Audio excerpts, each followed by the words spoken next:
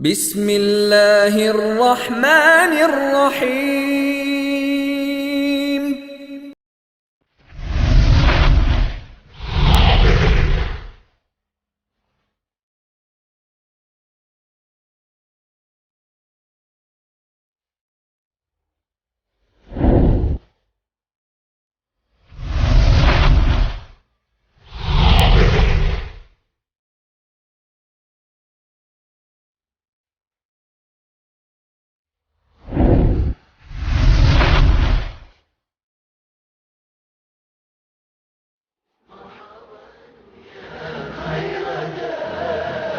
طلع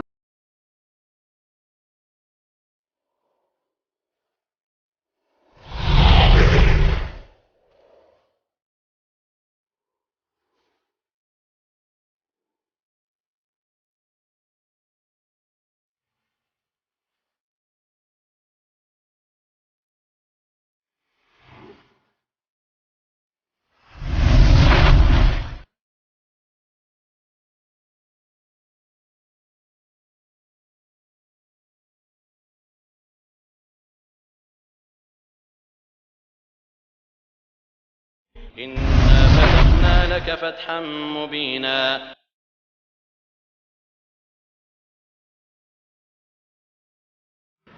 السلام عليكم ورحمة الله وبركاته. إن الحمد لله نحمده ونستعينه ونستغفره ونعوذ بالله من شرور أنفسنا ومن سيئات أعمالنا. من يهده الله فلا مضل له ومن يضلل فلا هادي له، وأشهد أن لا إله إلا الله وحده لا شريك له، وأشهد أن محمدا عبده ورسوله. يا أيها الذين آمنوا اتقوا الله حق تقاته ولا تموتن إلا وأنتم مسلمون.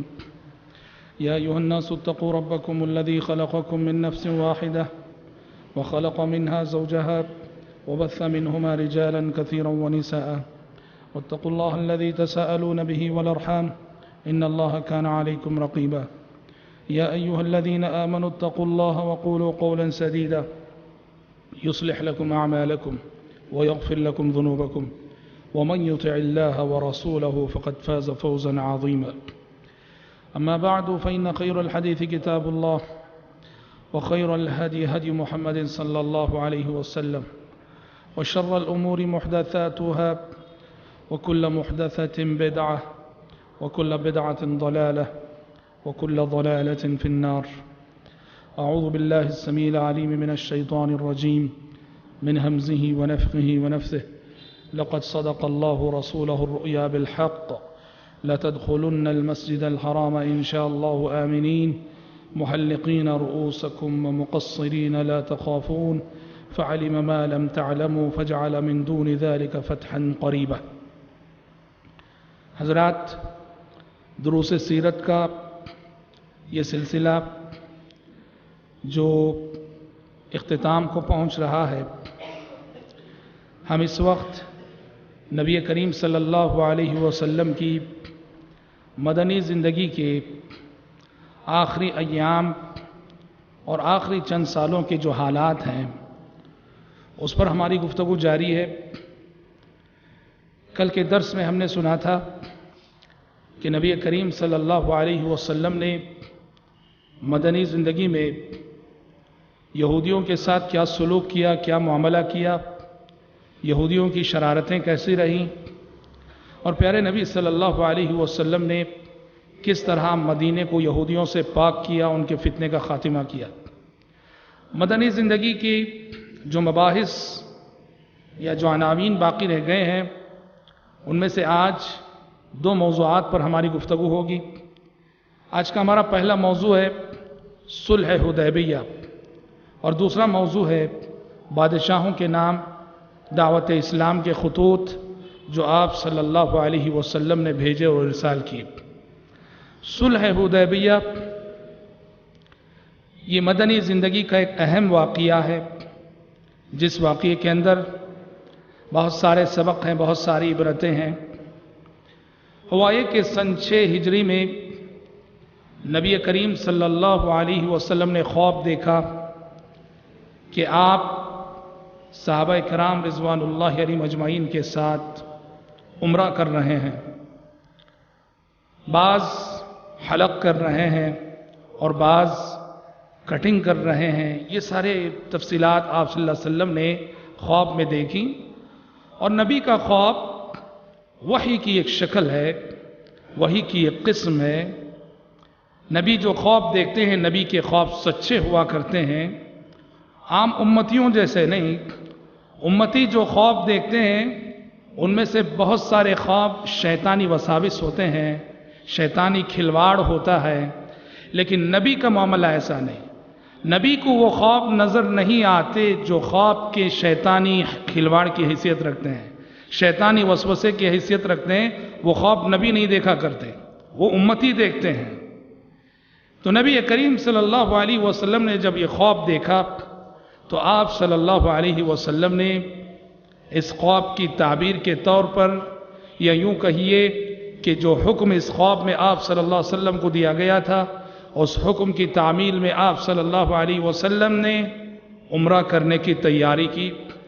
اعلان ہوا مدینے میں اور اطراف مدینہ میں، اور تقریباً آپ کے ساتھ 1400 سے زائد صحابہ، 1400 سے زائد صحابہ کی تعداد تھی، 1500 کے قریب، اور ان کو لے کر آپ صلی اللہ علیہ وسلم روانہ ہوئے، اور آپ کا ارادہ صرف عمرہ کرنے کا تھا۔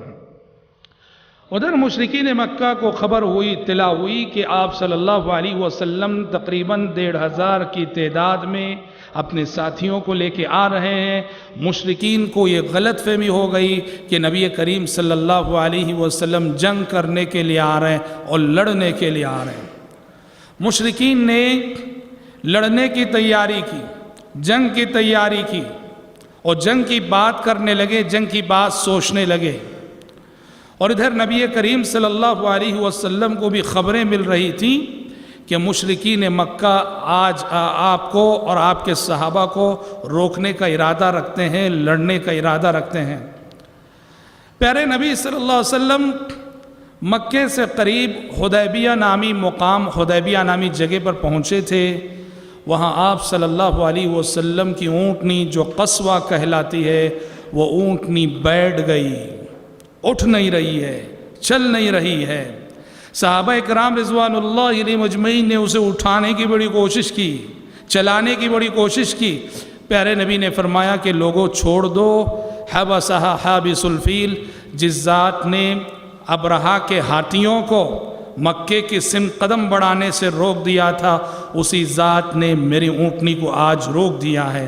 حبسہا حابس الفیل، جس کا مطلب یہ ہے کہ آج اس سفر میں مکے تک رسائی ہمارے مقدر میں نہیں ہے۔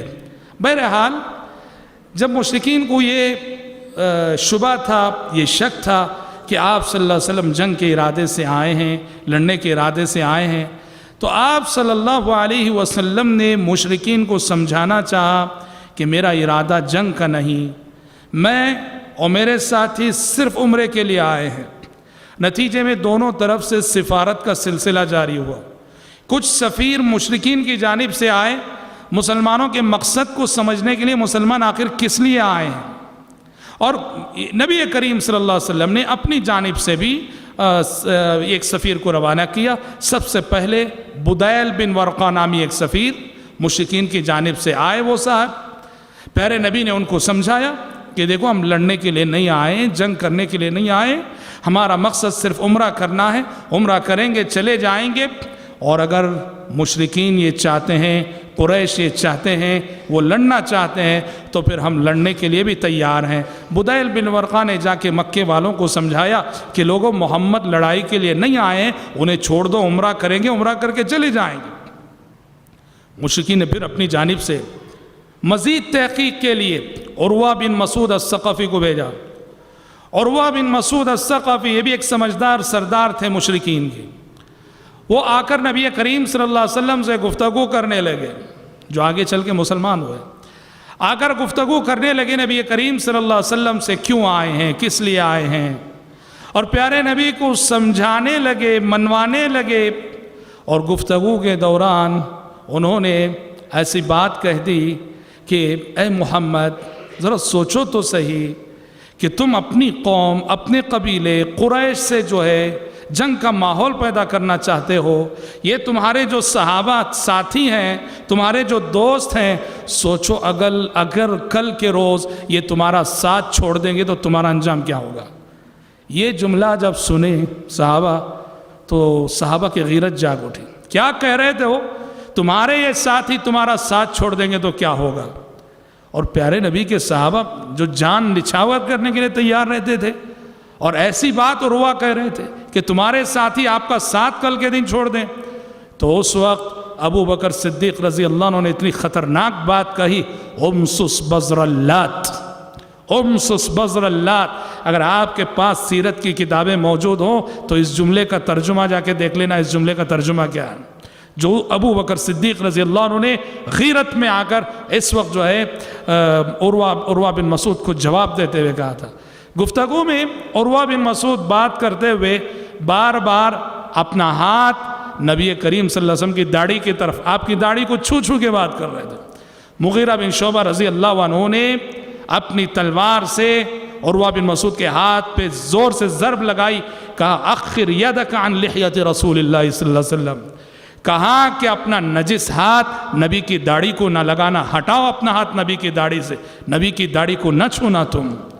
عروہ بن مسعود نے صحابہ کرام رضوان اللہ علیہم اجمعین کی تعظیم، صحابہ جو احترام کر رہے تھے نبی کا، جو عزت کر رہے تھے، جو تعظیم کر رہے تھے، وہ اتنا متاثر ہوئے، واپس گئے، جا کر انہوں نے مکے کے قریش کو، مشرکین کو نصیحت کرتے ہوئے کہا کہ لوگو، اللہ کی قسم میں کسرا، ایران کے بادشاہ کسرا کے دربار کو بھی دیکھ چکا ہوں، روم کے بادشاہ ہرقل کے دربار کو بھی دیکھ چکا ہوں، حبشہ کے بادشاہ نجاشی کے دربار کو بھی دیکھ چکا ہوں، لیکن جو عزت محمد کے ساتھی محمد کی کر رہے ہیں، جو احترام محمد کے ساتھی محمد کا کر رہے ہیں، جو تعظیم محمد کے ساتھی محمد کی کر رہے ہیں، میں نے وہ عزت، وہ احترام، وہ تعظیم نہ ایران کے بادشاہ کسرا کی دیکھی، نہ روم کے بادشاہ ہرقل کی دیکھی، اور نہ ہی کسی دربار میں دیکھی۔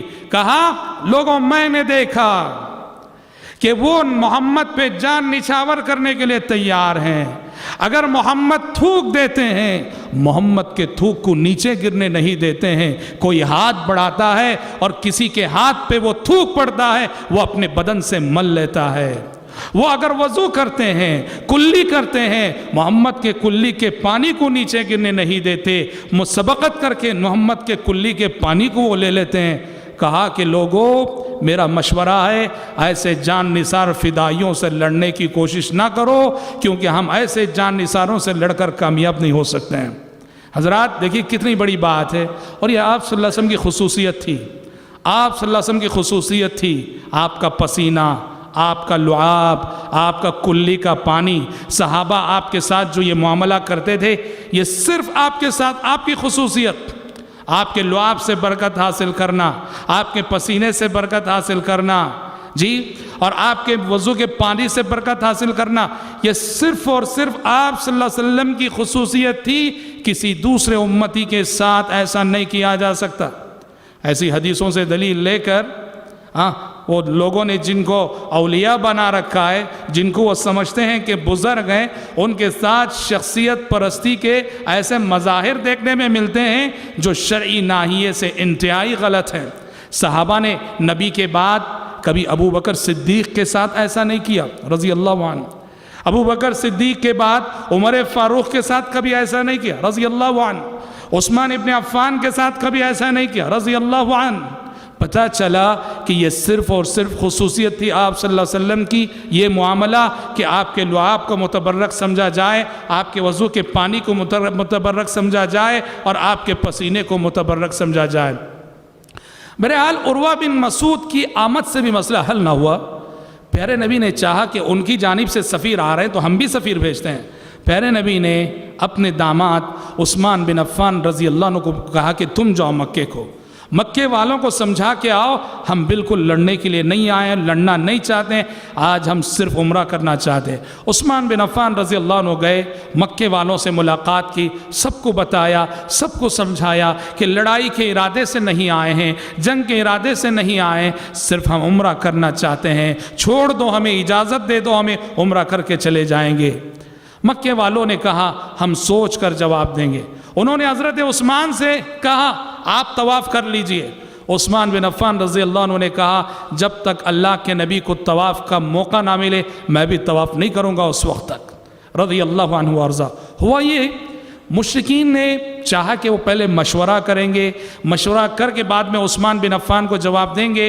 نتیجے میں عثمان بن عفان رضی اللہ عنہ کی مکے سے واپسی میں دیر ہو گئی، اور اس تاخیر کے نتیجے میں یہ افواہ مشہور ہو گئی مجاہدین اور صحابہ کے درمیان کہ نعوذ باللہ عثمان بن عفان کو مکے والوں نے شہید کر دیا ہے۔ اور اس وقت جب یہ افواہ مشہور ہوئی تو پیارے نبی نے ایک درخت کے نیچے جہاں آپ حدیبیہ میں رکے ہوئے تھے، اس درخت کے نیچے 1400 صحابہ سے بیعت لی، کہا کہ بیعت کرو کہ عثمان بن عفان کی جان کا بدلہ لے کر رہیں گے، عثمان بن عفان کی خون کا بدلہ لے کر رہیں گے۔ 1400 صحابہ نے آپ کے ہاتھ پہ اس وقت بیعت کی، جس بیعت کو بیعت الرضوان قرار دیا گیا۔ بیعت الرضوان کا مطلب یہ ہے کہ جو صحابہ اس بیعت میں شریک رہے اللہ ان سے ہمیشہ کے لیے راضی ہو گئے۔ ویسے تو رضی اللہ عنہم ورضوا عنہ کی بشارت تمام صحابہ کو ملی ہوئی ہے، لیکن خصوصیت کے ساتھ جو صحابہ حدیبیہ میں شریک رہے، جنہوں نے بیعت الرضوان کی، اللہ کی رضا اور اللہ کی خوشنودی کا خاص حصہ انہیں ملا، آسمان سے وحی نازل ہو گئی۔ لقد رضي الله عن المؤمنين إذ يبايعونك تحت الشجرة فعلم ما في قلوبهم فأنزل السكينة عليهم وأثابهم فتحا قريبا ومغانم كثيرة يأخذونها وكان الله عزيزا حكيما۔ بعد میں پتہ چلا کہ حضرت عثمان کی شہادت کی جو خبر آئی تھی وہ محض ایک افواہ تھی، اور حضرت عثمان جو ہے صحیح سالم لوٹ کر آئے۔ حضرت عثمان کی سفارت کے نتیجے میں مشرکین نے ذرا سنجیدہ ہو کر معاملے کو حل کرنا چاہا، اور مشرکین کی جانب سے ایک اور سفیر آئے، اور وہ سفیر سہیل بن عامر جو کافر تھے، وہ سفیر بن کر آئے مشرکین کی جانب سے۔ پیارے نبی نے جب سہیل کو آتے ہوئے دیکھا، آپ نے کہا سہیل آ رہے ہیں تمہارا معاملہ آسان ہو جائے گا، کیونکہ آپ نے دیکھو سہیل کے نام سے نیک فال لیا۔ اسلام میں بدفالی ناجائز ہے، بدشگونی بدفالی ناجائز ہے۔ کس کی صورت دیکھا پتہ نہیں، آج صبح کس کی صورت دیکھا کہ سارا دن جو ہے پریشانی پریشانی، یہ بدفالی ہے، یہ ناجائز ہے۔ نیک فال لینا جائز ہے۔ سہیل کے معنی کہ عربی زبان میں سہولہ بولتے ہیں آسان ہونا، نرم ہونا۔ تو جب مشرکین نے سہیل کو بھیجا تو پیارے نبی نے سہیل کے نام سے نیک فال لیتے ہوئے کہا سہیل آ گئے، اب تمہارا معاملہ آسان ہو جائے گا، ایک رزلٹ اور ایک نتیجے تک اب ہم پہنچ جائیں گے۔ اور ہوا بھی وہی، سہیل بن عامر مشرکین کی جانب سے سفیر بن کر آئے، گفتگو شروع ہوئی، بات چیت شروع ہوئی، اور سہیل بن عامر کے ساتھ پیارے نبی گفتگو کر کے ایک نتیجے تک پہنچے، اور باقاعدہ ایک صلح ہوئی کفار اور مسلمانوں کے درمیان، اور اسی صلح کو صلح حدیبیہ کہا جاتا ہے۔ کیا ہے یہ صلح کے شرائط؟ اس صلح کی جو شرائط تھے ان میں بنیادی بات یہ تھی، ان میں سب سے پہلی بات یہ طے ہوئی کہ اس سال تم لوگ واپس چلے جاؤ گے، اس سال ہم عمرہ کرنے نہیں دیں گے۔ ہاں آئندہ سال آنا، ہم سب مکہ چھوڑ کے دور چلے جائیں گے، ہم آئندہ سال آ کے 3 دن ہم تم کو پرمیشن دیں گے، 3 دن جو ہے مکے میں رہنا، عمرہ کرنا، چلے جانا، مگر اس سال ہم پرمیشن نہیں دیں گے۔ پہلی بات صلح کی پہلی شرط۔ دوسری شرط، دونوں طرف متفق ہوئے، مسلمان بھی متفق ہوئے، کفار بھی متفق ہوئے کہ 10 سال کے لیے ہم جنگ بندی کرتے ہیں۔ اب آنے والے 10 سال ہمارے درمیان کوئی جنگ نہ ہوگی، کوئی لڑائی نہ ہوگی، نہ مسلمان مشرکین پہ حملہ کریں گے، نہ مشرک مسلمانوں پہ حملہ کریں گے۔ دوسری بات یہ طے ہو گئی۔ تیسری بات یہ طے ہوئی کہ مسلمانوں سے جو قبیلہ معاہدہ کرنا چاہے وہ کر سکتا ہے، عرب کا کوئی بھی قبیلہ، اور مکے والوں سے، مکے کے کافروں سے جو قبیلہ معاہدہ کرنا چاہے وہ کر سکتا ہے۔ چوتھی بات جو بڑی زبردستی کی شرط تھی، اور وہ یہی مسلمان پریشان ہو گئے، وہ یہ تھی، انہوں نے کہا کہ اگر مکے سے کوئی شخص مسلمان ہو کر مدینہ آ جائے تم لوگ واپس کر دینا، اس کو قبول نہیں کرنا۔ کوئی بھی شخص اگر مکے سے مسلمان ہو کر آتا ہے واپس کر دینا اور اس کو قبول نہ کرنا، لیکن اگر مدینے والوں میں سے کوئی مکہ آ جائے بھاگ کر، ہم واپس نہیں کریں گے اس کو۔ پیارے نبی نے کہا ٹھیک ہے۔ یہ شرائط طے ہوئی، یہ شرائط طے ہوئی۔ اب لکھا گیا، لکھنے کے لیے علی بن ابی طالب رضی اللہ عنہ کو بلایا گیا۔ علی بن ابی طالب نے شروع کیا بسم اللہ الرحمن الرحیم۔ ہاں، سہیل نے اعتراض کیا یہ رحمان کون ہے، ہم نہیں جانتے۔ مشرکین جو ہے اللہ کے ناموں میں سے رحمان کو نہیں مانتے تھے، وہ کہتے تھے ہم یمامہ کے رحمان کے سوا کسی کو نہیں جانتے، مسیلمہ کذاب۔ تو سہیل نے کہا بسم اللہ الرحمن الرحیم، اس کی اجازت نہیں، بسمک اللہم لکھو۔ چنانچہ علی بن ابی طالب رضی اللہ عنہ نے، اب غور کرو پیارے نبی کتنا دب کے مان رہے ہیں، کتنی خاموشی سے کمپرومائز کر رہے ہیں۔ آپ نے کہا ٹھیک ہے چلو الرحمن الرحیم مٹاؤ، بسمک اللہم، اچھی بات۔ پھر جب صلح کی شرائط لکھنے کی بات آئی تو کہا یہ صلح کے شرائط ہیں جو سہیل بن عمر اور محمد الرسول اللہ کے درمیان طے ہوئی۔ سہیل نے کہا ہم آپ کو رسول اللہ نہیں مانتے، لہٰذا محمد بن عبداللہ لکھیے، محمد الرسول اللہ لکھنے کی اجازت نہیں دوں گا۔ پیارے نبی نے کہا اچھی بات ہے، مٹا دو بھائی رسول اللہ، سبحان اللہ، مٹا دو رسول اللہ، عبداللہ، محمد بن عبداللہ ہی لکھ دو۔ علی بن ابی طالب رضی اللہ عنہ نے کہا ناممکن ہے کہ میرے ہاتھ سے رسول اللہ مٹاؤں، میں ناممکن ہے اللہ کے نبی کہ میں آپ کے نام کے سامنے لکھا ہوا رسول اللہ مٹاؤں، میں مٹا نہیں سکتا۔ پیارے نبی نے کہا اچھا کائیں بتا دو میں خود مٹاتا ہوں۔ بتایا گیا، پیارے نبی نے اپنے دست مبارک سے وہ مٹا کے محمد ابن عبداللہ لکھا گیا کہ یہ وہ صلح کے شرائط ہیں جو سہیل بن عمر اور محمد بن عبداللہ کے درمیان طے پائیں۔ لکھ دیے، شرائط لکھ دی گئیں۔ اب دیکھ رہے ہیں قدم قدم پہ کیا زبردستی، جی کتنی زبردستی ہے کہ اس سال واپس جائیں گے اور آئندہ سال آئیں گے۔ پھر مکے والوں میں سے کوئی آ جائے مسلمان قبول نہیں کرنا، واپس کر دینا اس کو، اور اگر مدینے والوں میں سے کوئی ان کے پاس چلا جائے تو وہ واپس نہیں کریں گے۔ اور یہاں بسم اللہ الرحمن الرحیم کی جگہ بسمک اللہم، جی، اور محمد الرسول اللہ کی جگہ محمد ابن عبداللہ۔ اچھا یہ ابھی شرائط لکھی جا رہی تھیں، ابھی اس پہ دستخط نہیں ہوا تھے، سائن نہیں ہوئے تھے، مکے سے ایک صحابی مسلمان ہو کر آ گئے، ابو جندل۔ یہ کون تھے ابو جندل؟ انہی سہیل کے بیٹے، جو سہیل مشرکین کی جانب سے سفیر بن کے آگے یہاں شرائط طے کر رہے ہیں۔ سہیل کے اپنے فرزند، سہیل کے اپنے لڑکے ابو جندل رضی اللہ عنہ مسلمان ہو کر، انہوں نے بیڑیوں میں جکڑ رکھا تھا، بیڑیوں کے ساتھ بیڑیوں کو گھسیٹتے ہوئے کسی طرح آ کے حدیبیہ میں پیارے نبی کے سامنے اپنے آپ کو ڈال دیا۔ سہیل نے کہا کہ محمد واپس کرو ان کو، واپس کرو ان کو۔ پہلے کہا کہ ابھی جو ہم طے کریں نا، مکے سے کوئی بھی آئے تم واپس کر دو گے، واپس کرو۔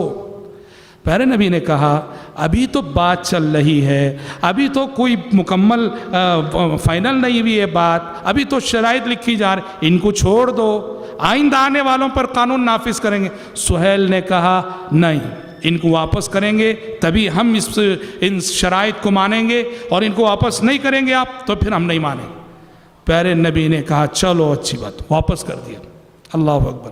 ابو جندل کو شرائط کے مطابق آپ نے طے کیا تھا کوئی بھی آئے گا واپس کر دیں گے، پیارے نبی نے واپس کر دیا۔ اور ایسے ہی واقعہ اس کے بعد ابو بصیر ایک صحابی آئے، ابو بصیر رضی اللہ عنہ، وہ بھی آئے اور پیارے نبی نے شرائط کے مطابق ان کو بھی واپس کیا۔ اس لیے کہ ابو بصیر مکے سے جب مدینہ آئے، ان کے پیچھے دو کافر آ گئے مکے سے، مکے والوں نے دو کافر کو بھیج دیا کہ ابو بصیر تمہارے پاس آئے ہیں اور حدیبیہ کی شرائط کے مطابق ان کو واپس کرنا ہے، واپس کرو۔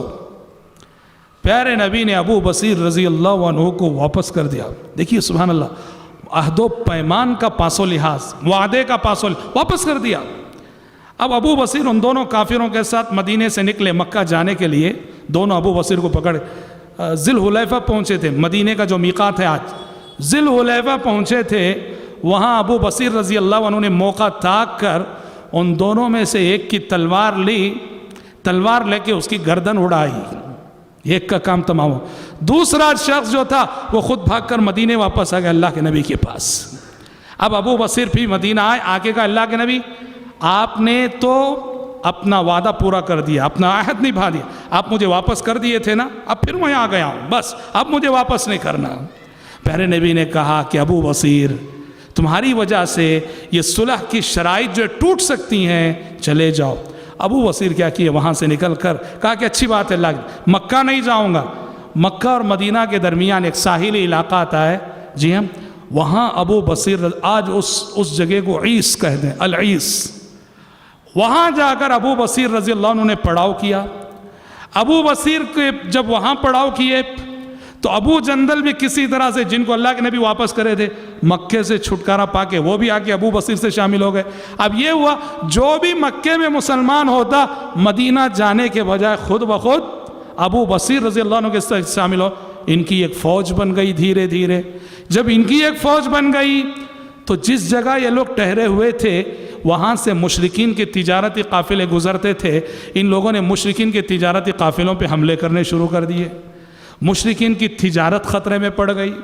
تو آگے چل کے ہوا یہ، مشرکین نے آگے درخواست کی، منت سماجت کی، محمد یہ جو شرط تھی نا کہ مکے سے کوئی آئے تو تم واپس کر دینا، اس کو ختم کر دیں گے، لے لو، تم قبول کر لو. سبحان اللہ. ہاں دیکھو اللہ کی مدد کیسے آتی ہے. تو بہرحال یہ تو خیر بات کی بات ہوئی، لیکن جب یہ شرائط طے ہو رہی تھی، اللہ اکبر، یہ شرائط صحابہ سے ہضم نہ ہوئی. جیسے ہم نے کہا کیا زبردستی، بسم اللہ الرحمن الرحیم مٹاؤ، بسمک اللہم لکھو، رسول اللہ مٹاؤ، محمد بن عبداللہ لکھو. یہ سب شرائط صحابہ سے ہضم نہ ہوئی. اب پیارے نبی اتنا دب کے، جبکہ آپ کے ساتھ 1400 کی تعداد میں وہ صحابہ ہیں جو موت پر بیعت کر چکے تھے کہ آج ہم جان دے کر رہیں گے اگر ضرورت پڑی تو. ایسے جان نثار رکھتے ہوئے پیارے نبی نے ایسے دب کر صلح کی. یہ بات ہضم نہیں ہو رہی تھی. صحابہ کی جانب سے پیارے نبی سے گفتگو کرنے کے لیے عمر بن خطاب آ گئے رضی اللہ عنہ وارضا. جلالی شخصیت، جذبات میں آ گئے حضرت عمر. حضرت عمر نے کہا کہ اللہ کے نبی، کیا آپ نے یہ نہیں کہا تھا کہ ہم عمرہ کرنے والے ہیں؟ پیارے نبی نے کہا بالکل کہا تھا کہ عمرہ کرنے والے ہیں، مگر یہ کب کہا تھا کہ اسی سال کرنے والے ہیں؟ جی حضرت عمر نے کہا اے اللہ کے نبی، زمانے جاہلیت میں ہم نے کبھی ذلت اور رسوائی سے مفاہمت نہ کی، کمپرومائز نہیں کیا. آج اسلام میں آ کر اس طرح دب کر صلح کرنا اور اس طرح ذلت اور رسوائی سے کمپرومائز کرنا، یہ میری سمجھ سے باہر ہے. آواز بلند ہو گئی. عمر بن خطاب رضی اللہ عنہ کی آواز بلند ہو گئی. ابو بکر آئے، آ کے عمر کو سمجھایا، کہا کہ عمر خاموش رہو، الجھو مت نبی کریم صلی اللہ علیہ وسلم سے، آپ اللہ کے نبی ہیں اور آپ جو بھی فیصلہ کرتے ہیں اسی میں امت کی بھلائی ہوتی ہے، خاموش رہ جاؤ، مان جاؤ. حضرات یہی مقام صدیقیت ہے، یہی مقام صدیقیت ہے. ابو بکر اسی لیے صدیق کہلائے. ایسے موقعوں پر جہاں سبحان اللہ اوروں سے بات مشکل سے ہضم ہوتی تھی، ابو بکر سمعنا واطعنا کہتے تھے. بہرحال حضرت عمر خاموش رہ گئے. اس کے بعد پیارے نبی نے لوگوں کو حکم دیا، اب سب احرام میں ہیں، حالت احرام میں ہیں، اور سب بہت ساروں کے ساتھ جانور ہیں جو حرم میں قربان کرنے کے لیے لائے ہوئے ہیں.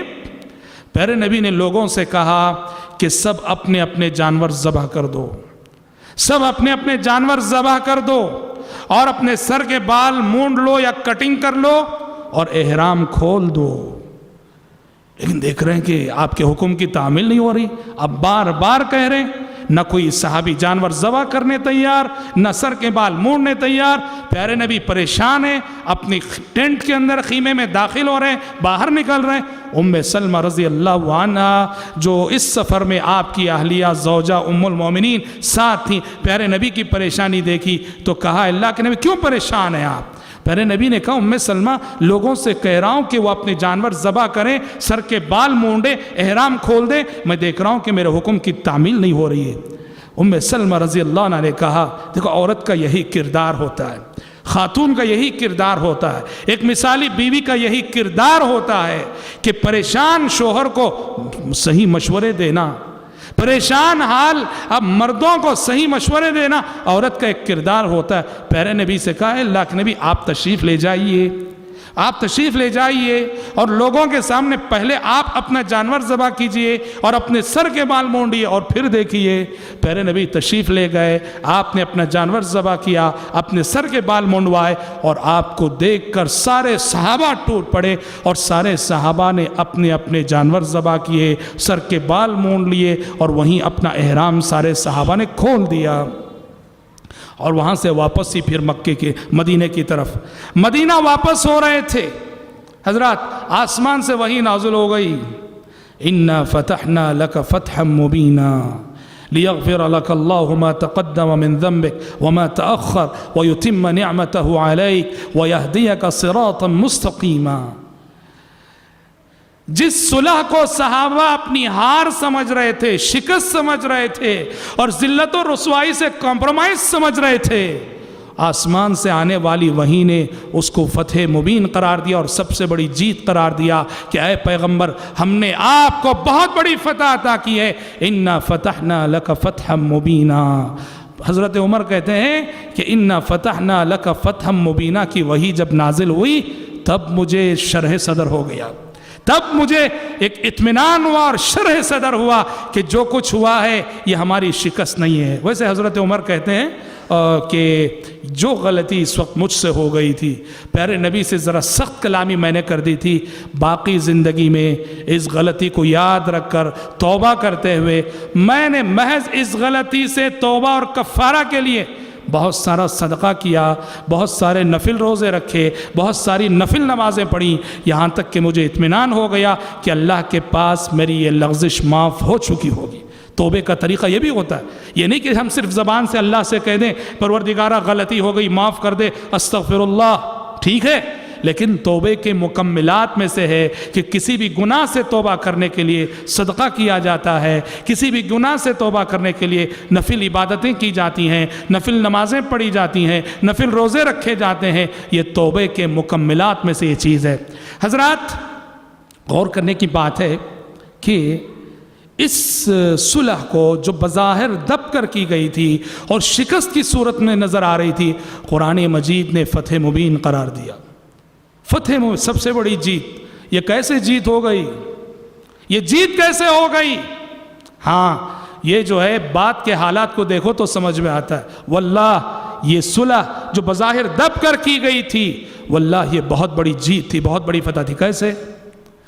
اس صلح کے نتیجے میں آپ دیکھیں گے کہ اس کے بعد اسلام کی دعوت بڑی تیزی سے پھیلنے لگی، اتنی تیزی سے اسلام پھیلا، اتنی تیزی سے اسلام پھیلا اس کے بعد اللہ اکبر کہ آپ دیکھیں گے صلح حدیبیہ میں پیارے نبی سن 6 ہجری میں آئے تو صرف 1400 صحابہ آپ کے ساتھ، لیکن 2 سال بعد سن 8 ہجری میں مکہ فتح کرنے کے لیے آئے تو آپ کے ساتھ 10,000 صحابہ تھے، 10,000 کی تعداد میں۔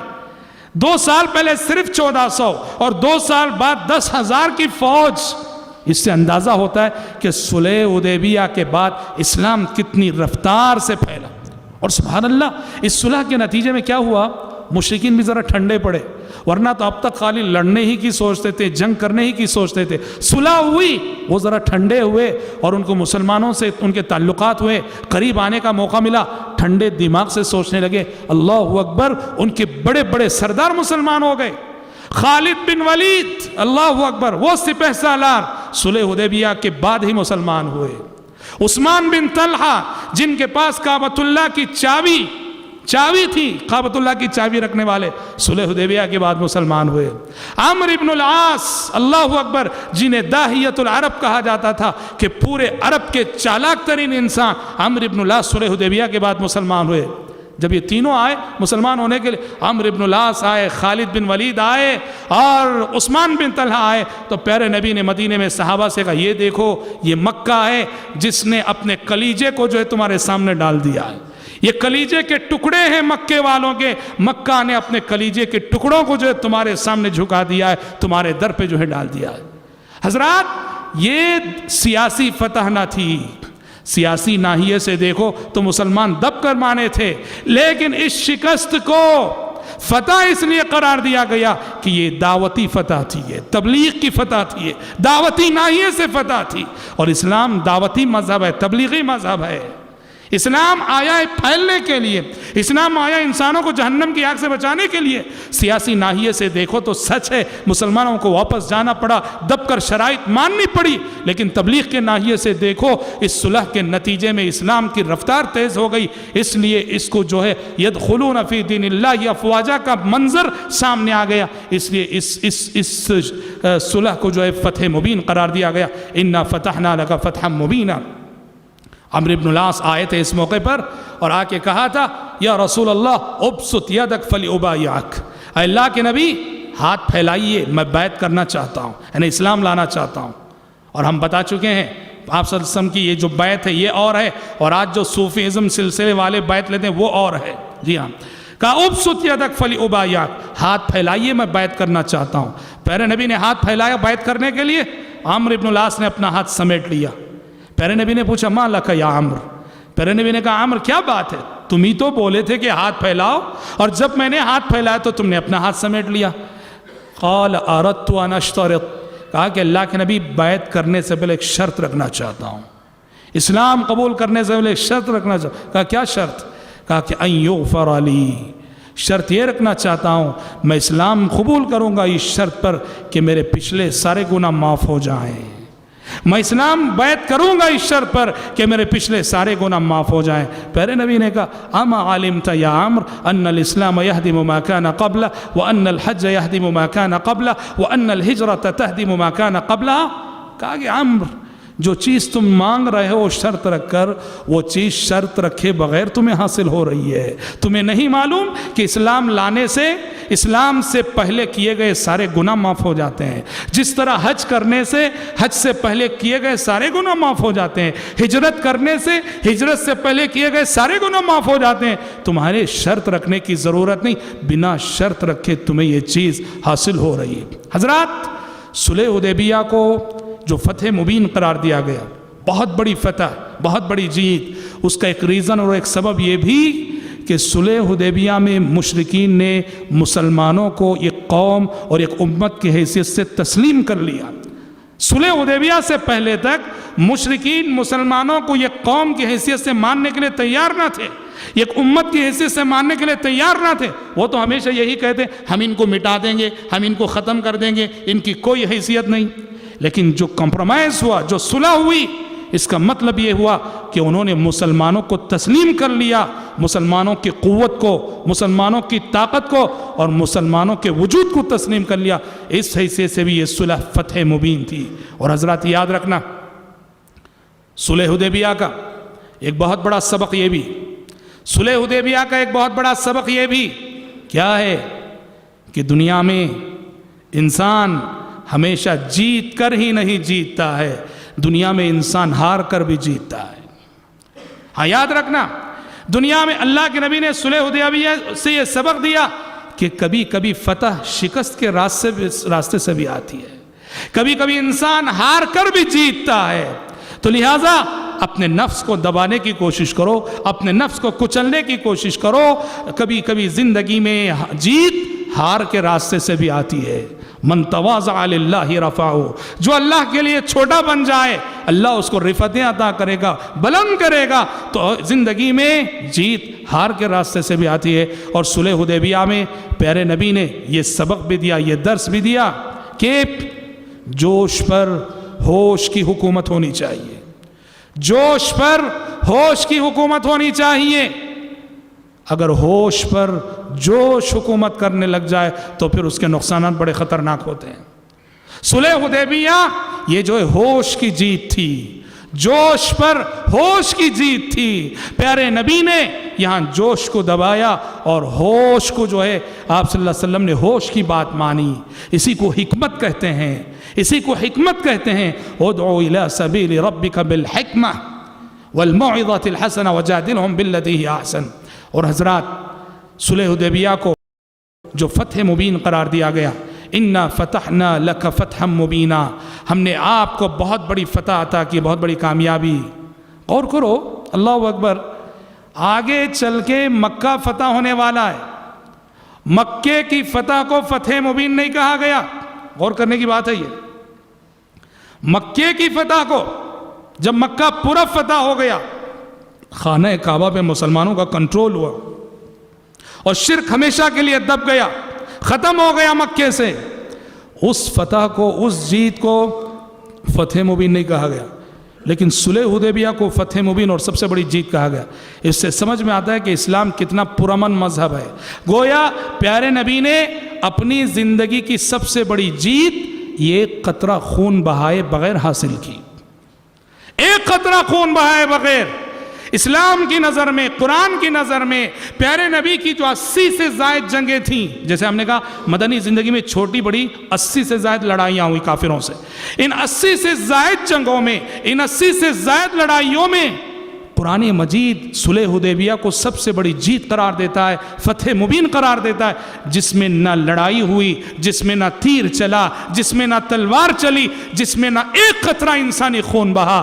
تو جو نبی اپنی زندگی کی سب سے بڑی فتح ایک قطرہ خون بہائے بغیر حاصل کرے، اس نبی کو دہشت گرد کہنا، اس نبی کے لائے ہوئے مذہب کو دہشت گرد قرار دینا، اس نبی کی لائی ہوئی کتاب کو دہشت گردی کی تعلیم دینے والی کتاب کہنا، سوچو اور بتاؤ کہ یہ انصاف کا کتنا بڑا خون ہے، بہت بڑی بات ہے۔ اور حضرات صلح حدیبیہ یہ اتنی اہم چیز ہے، اتنا اہم مرحلہ ہے، یہ صلح حدیبیہ کا یہ واقعہ عہد نبوی میں، سیرت نبوی میں اتنی اہمیت کا حامل ہے کہ آسمان سے یہ وحی بھی نازل ہو گئی کہ وہ صحابہ جو غار حرا میں اقرأ بسم ربک کی وحی آنے کے بعد سے صلح حدیبیہ تک اسلام لائے، اور پھر وہ صحابہ جو صلح حدیبیہ کے بعد اسلام لائے، یہ دونوں کبھی برابر نہیں ہو سکتے۔ سورہ حدید لا يستوي منكم من انفق من قبل الفتح وقاتل، لا يستوي منكم من انفق من قبل الفتح وقاتل اولئك اعظم درجة من الذين انفقوا من بعد وقاتلوا۔ کہا کہ لوگوں یاد رکھو، صحابہ سے خطاب کر کے کہا جا رہا ہے کہ تم میں سے جو لوگ صلح حدیبیہ سے پہلے اسلام لائے، صلح حدیبیہ سے پہلے جہاد کیے، صلح حدیبیہ سے پہلے خرچ کیے، وہ صحابہ جو صلح حدیبیہ کے بعد اسلام لائے، صلح حدیبیہ کے بعد خرچ کیے، صلح حدیبیہ کے بعد جہاد کیے، یہ دونوں کبھی برابر نہیں ہو سکتے۔ اس آیت میں فتح سے مراد راجح قول کے مطابق صلح حدیبیہ۔ یہ اور بات ہے کہ بعض مفسرین نے فتح مکہ بھی مراد لیے، لیکن جمہور مفسرین کے نزدیک اس آیت میں فتح سے مراد صلح حدیبیہ ہے۔ سوچو تو صحیح، یہ کتنا، یعنی صلح حدیبیہ عہد نبوی میں ایک ٹرننگ پوائنٹ ہے، یہ ٹرننگ پوائنٹ ہے۔ یہ اللہ تعالیٰ نے کہہ دیا کہ وہ صحابہ جو صلح حدیبیہ سے پہلے اسلام لائے اور وہ صحابہ جو صلح حدیبیہ کے بعد اسلام لائے، یہ دونوں کبھی برابر نہیں ہو سکتے۔ اور اس کو آپ سمجھیے اس حدیث کی روشنی میں، ایک مرتبہ کیا ہوا، دو صحابہ میں کچھ بات چیت ہو گئی۔ جی ہاں، حضرت خالد بن ولید رضی اللہ عنہ نے عبد الرحمن ابن عوف رضی اللہ عنہ کے حق میں کچھ زبان درازی کر دی۔ خالد بن ولید رضی اللہ عنہ، انہوں نے عبد الرحمن ابن عوف رضی اللہ عنہ کے حق میں کچھ سخت جملے کہہ دیے۔ ہاں، خالد بن ولید صلح حدیبیہ کے بعد اسلام لائے ہوئے صحابی ہیں، عبد الرحمن ابن عوف سابقین اولین میں سے، ابتدائی دور میں اسلام لانے والوں میں سے۔ جب خالد بن ولید رضی اللہ عنہ نے کچھ سخت جملے کہہ دیے، عبد الرحمن ابن عوف رضی اللہ، دونوں صحابی ہیں، دونوں فضیلت والے، دونوں کی بڑی منقبتیں ہیں، لیکن فرق مراتب ضرور ہے۔ اس وقت پیارے نبی نے کہا تھا لا تسبوا اصحابی، صحابی سے مخاطب ہو کے کہا میرے ان صحابہ کو برا بھلا نہ کہو جنہوں نے اسلام لانے میں سبقت کی. لا تسبوا اصحابی فوالذی نفسی بیدہ لو انفق احدکم مثل احد ذہبا لما بلغ مد احدہم ولا نصیفا. قسم ہے اس ذات کی جس کے ہاتھ میں محمد کی جان ہے کہ تم میں سے کوئی شخص احد پہاڑ کے برابر بھی سونا. دیکھو بہت غور کرنے کی بات. خطاب کس سے؟ خالد بن ولید رضی اللہ عنہ سے جو صلح حدیبیہ کے بعد تم میں سے کوئی شخص احد پہاڑ کے برابر بھی سونا خرچ کر لے. میرے صحابہ نے میرے ساتھ رہتے ہوئے جو ایک مد صدقہ کیا تھا گیہوں کا، جو کا، ایک مد آدھا کلو اور کچھ زائد، ایک مد جو صدقہ کیا تھا، تم احد پہاڑ کے برابر سونا خرچ کر کے بھی اس ایک مد کے صدقے کے اجر و ثواب کو نہیں پہنچ پاؤ گے. پتہ چلا میرے بھائی صلح حدیبیہ کے بعد ایمان لانے والے صحابی صلح حدیبیہ سے پہلے ایمان لانے والے صحابی کے مقام اور مرتبے کو نہیں پہنچ سکتے. جب صحابی کے مقام کو نہیں پہنچ سکتے تو غلط ہیں یہ دعوے جو لوگ نعوذ باللہ بات کے ادوار میں جن کو انہوں نے بزرگ سمجھا، جن کو انہوں نے ولی سمجھا، نعوذ باللہ اولیاء کو، اماموں کو، ائمہ کو صحابہ سے زیادہ مقام دینا، صحابہ سے زیادہ اونچا مرتبہ دینا اور یہ سمجھنا کہ فلاں ولی فلاں بزرگ یہ نبی کے بعد اس امت میں سب سے اونچا مقام رکھتے ہیں. جیسا کہ آپ دیکھیں گے ہماری یہ جو بریلوی عوام ہے، بریلویوں کے نزدیک پوچھ کر دیکھو، ہر بریلوی کا عقیدہ ہے. پوچھو خواجہ معین الدین چشتی رحمت اللہ علیہ کیا کہیں گے؟ ایسے جیسے پیغمبر کے بعد اس امت میں کسی کا مقام ہو تو خواجہ معین الدین چشتی کا. یاد رکھو اللہ کی قسم، اللہ کی قسم، طبقہ صحابہ کے ادنا سے، جیسے ہم نے کہا صحابہ کے مراتب ہیں، صحابہ کے درجات ہیں، ادنا سے ادنا صحابی جو سب سے صحابہ کے درجات میں سب سے آخری درجے کے جو صحابی ہیں، بعد کی آنے والی نسلوں میں کتنا بڑا اللہ کا ولی ہو اس صحابی کے مقام کو بھی نہیں پہنچ پائے گا. مقام صحبت بہت عظیم چیز ہے. مقام صحبت، نبی کا صحابی بننا، نبی کے صحابی بننے کا شرف رکھنا، یہ اتنا بڑا شرف ہے. اللہ اکبر. اسی لیے تو کس سے امام احمد سے پوچھا گیا تھا رحمت اللہ علیہ، یا کئی لوگوں کی طرف، کئی اہل علم کی طرف یہ بات منسوب ہے، معاویہ بن ابو سفیان اور عمر بن عبدالعزیز رحمت اللہ علیہ دونوں کے درمیان بعض لوگوں نے مقارنہ کرنا چاہا، دونوں میں کون افضل ہیں؟ معاویہ بن ابی سفیان رضی اللہ عنہ صحابی ہیں، لیکن وہ صحابی ہیں جو صلح حدیبیہ کے بعد ایمان لائے اور ان کے کچھ فیصلے ایسے ہیں جن سے اختلاف کیا جا سکتا ہے. لیکن عمر بن عبدالعزیز رحمت اللہ علیہ انہوں نے خلافت کو علی منہاج النبوہ پھر سے قائم کیا. ان کی بڑی منقبت ہے، مگر وہ صحابی نہیں، وہ تو تابعی تھے. عمر بن عبدالعزیز کا بڑا مقام، بڑا مرتبہ. کسی نے پوچھا احمد بن حنبل رحمۃ اللہ علیہ سے کہ امیر معاویہ رضی اللہ عنہ افضل ہیں یا عمر بن عبدالعزیز رحمۃ اللہ علیہ؟ کس کے درمیان وہ مقارنہ کرنا چاہ رہے ہیں؟ ایک صحابی اور ایک تابعی کے درمیان. کہا کہ امیر معاویہ رضی اللہ عنہ وارضا یہ افضل ہیں یا عمر بن عبدالعزیز رحمۃ اللہ علیہ افضل ہیں؟ انہوں نے جواب دیا کہ فضیلت کی کیا بات کر رہے ہو؟ اللہ کی قسم عمر بن عبدالعزیز اپنی زندگی کی ساری عبادتیں، اپنی ساری فضیلتیں لے کر آ جائیں. معاویہ رضی اللہ عنہ نے پیارے نبی کے ساتھ رہ کر جو جہاد کیا تھا، جہاد میں شرکت کی تھی، اور جہاد میں شرکت کرتے ہوئے ان کے گھوڑے کے قدموں کے نیچے سے جو دھول اڑی تھی، عمر بن عبدالعزیز اپنی زندگی کی ساری فضیلتیں لے کر آ جائے اس دھول کے برابر بھی نہیں پہنچ سکتے. یہ مقام صحبت ہے، یہ مقام صحبت ہے. لا يستوي منكم من انفق من قبل الفتح وقاتل اولئك اعظم درجة من الذين انفقوا من بعد وقاتلوا. پتہ چلا کہ صلح حدیبیہ ایک ایسا اہم موقع ہے، ایک ایسا ٹرننگ پوائنٹ ہے کہ سیرت نبوی میں اس کی بڑی اہمیت ہے. اور اس سے پہلے جو صحابہ اسلام لائے، اسلام کے لیے قربانیاں دیے، اسلام کے راستے میں خرچ کیے، ان کی فضیلت ہی الگ ہے، ان کی منقبت ہی الگ ہے. حضرات، ہمارا دوسرا موضوع جو آج کے درس سے متعلق تھا وہ بادشاہوں کے نام خطوط. انشاءاللہ یہ موضوع ہم کل اس موضوع پر روشنی ڈالیں گے. اس موضوع کے ساتھ فتح مکہ پر کل روشنی ڈالی جائے گی. آج اسی پر اپنی گفتگو کو ختم کرتے ہیں. دعا ہے رب العالمین العالمین سے اللہ تعالی ہم سب کو، آپ سب کو یہ توفیق عطا فرمائے کہ ہم اپنی عملی زندگیوں کو سیرت رسول کے سانچے میں ڈھال سکیں۔ اللہم آمین، وآخر دعوانا الحمد للہ رب العالمین۔